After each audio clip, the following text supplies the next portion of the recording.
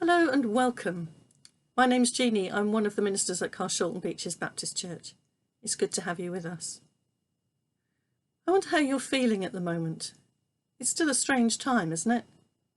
The lifting of lockdown restrictions has opened up all sorts of really good things, and yet our day-to-day life is still perhaps not what we would want it to be. Last week we finished a series on prayer, and next week we will be beginning a series on 2 Corinthians. But I wanted to take the opportunity this week to look at a story from 1 Kings 19. It's a story that tells how Elijah, in a time of great discouragement, was met by God. I hope that however you're feeling, it will be helpful for you. Elijah was a hugely important Old Testament character and mentioned in the New Testament as well. But in the story that we're going to look at, he doesn't come across as a man of great courage or faith or heroism, but simply as very, very human. Just like all of us, I find it incredibly reassuring. So what's going on in the story that we're looking at today?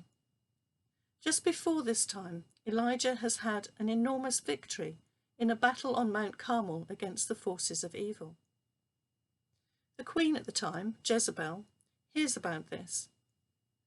Rather than deciding that perhaps the pagan gods that she's been worshipping are actually worthless and powerless, on the contrary, she decides to send out a message that she's going to kill Elijah within 24 hours.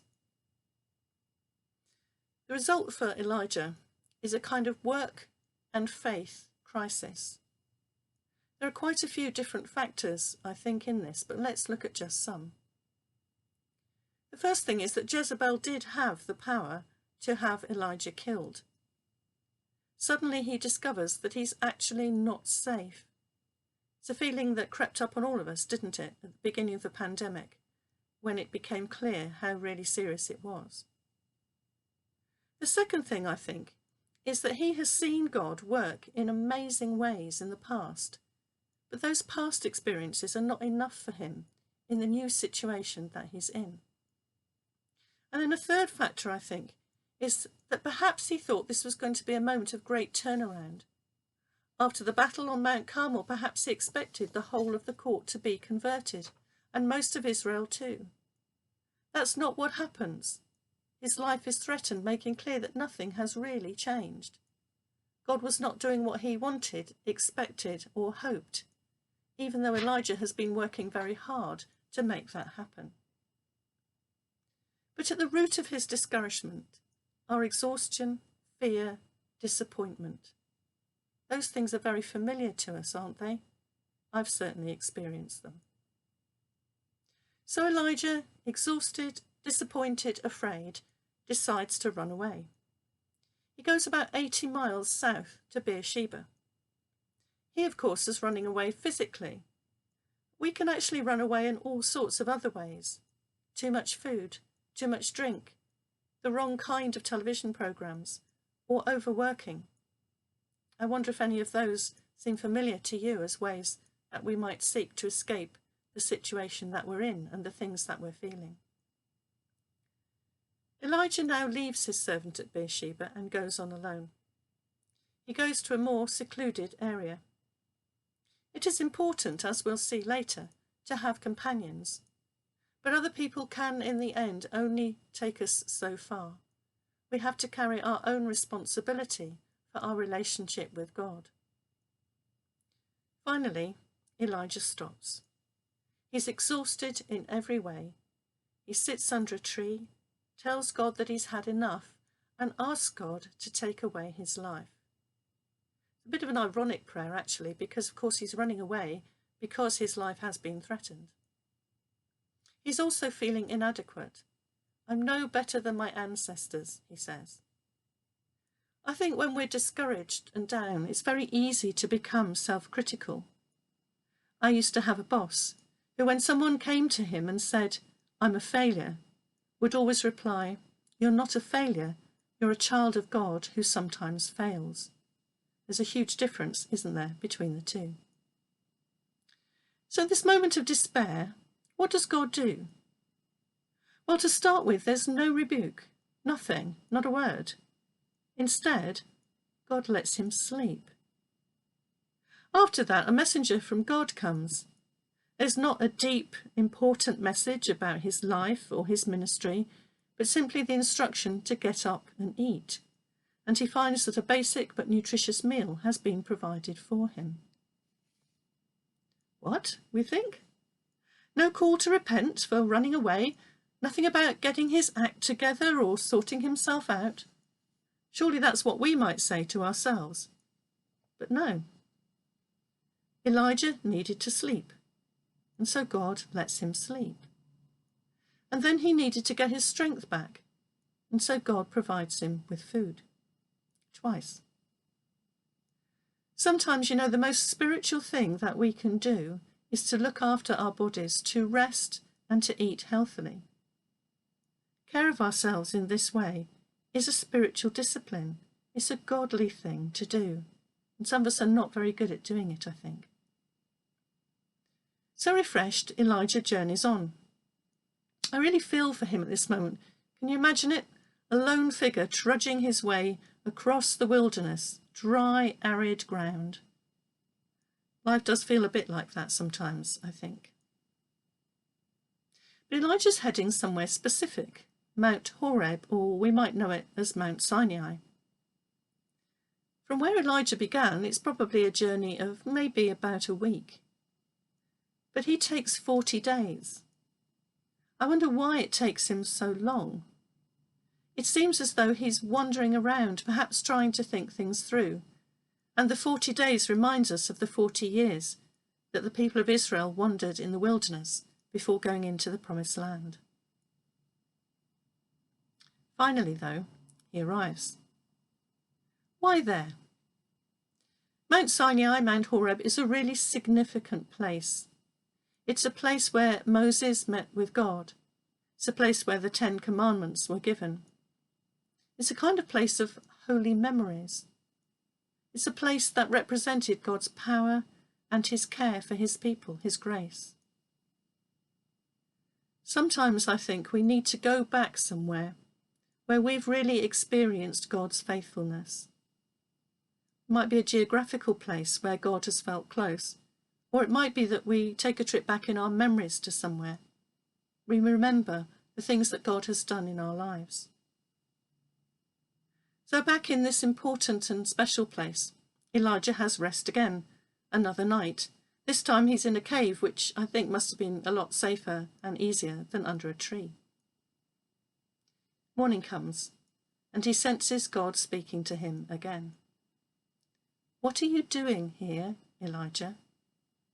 I love the way that the message puts Elijah's answer. I've been working my heart out. He's worn out. And he feels isolated. I'm the only one left, he says. The only one left who's worshipping God. He will find out that he's not alone, but he feels it. And so do we sometimes. I love that God gives him the opportunity to simply talk it out. Listening is just such a lovely gift that we can give another person.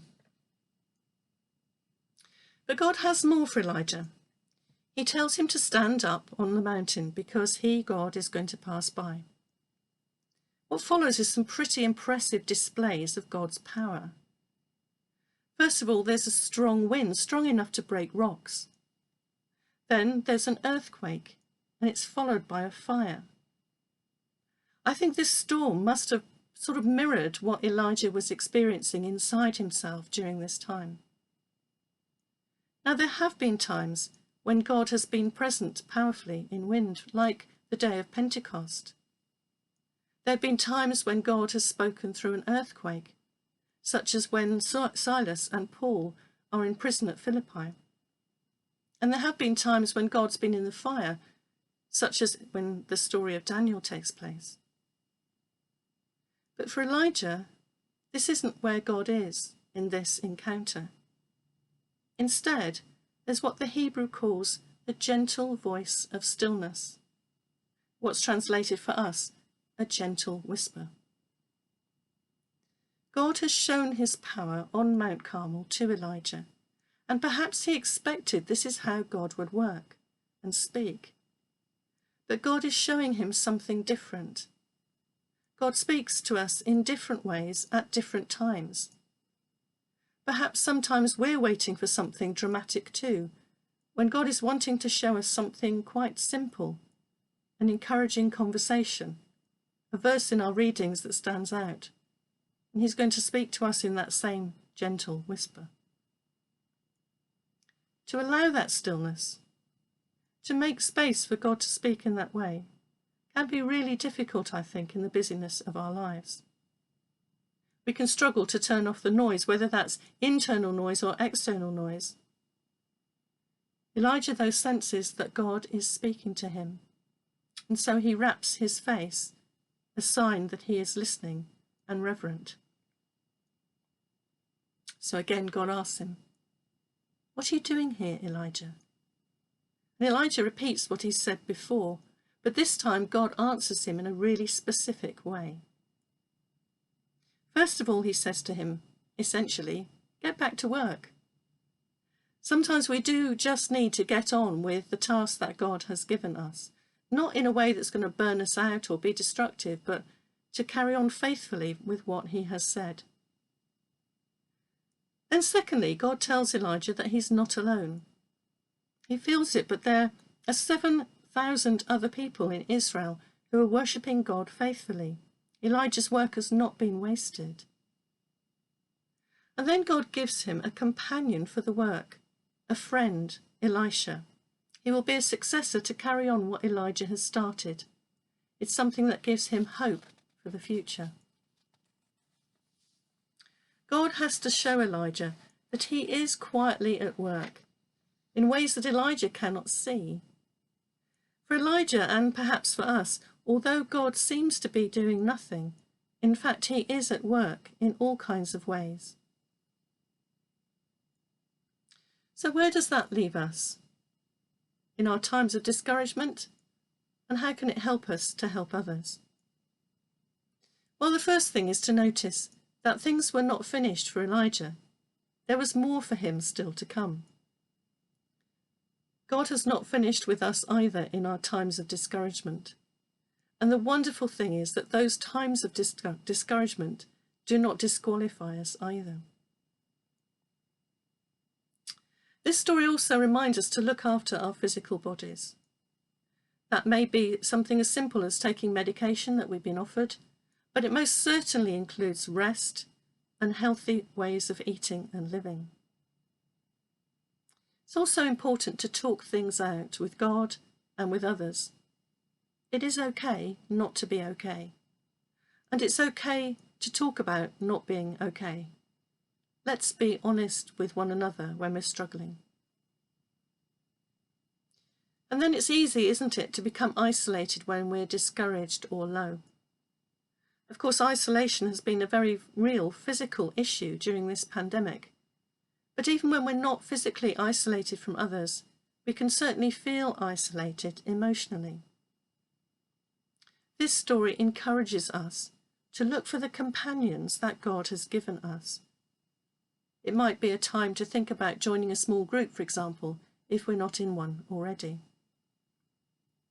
And finally, God is gentle with us, as he was with Elijah. And we need to be gentle with one another, to encourage and never to criticize when we're alongside somebody who is struggling. So whether you're feeling great or life is difficult, may this gracious God bless you, encourage and strengthen you, and allow you then to be a blessing to others that he has placed around you.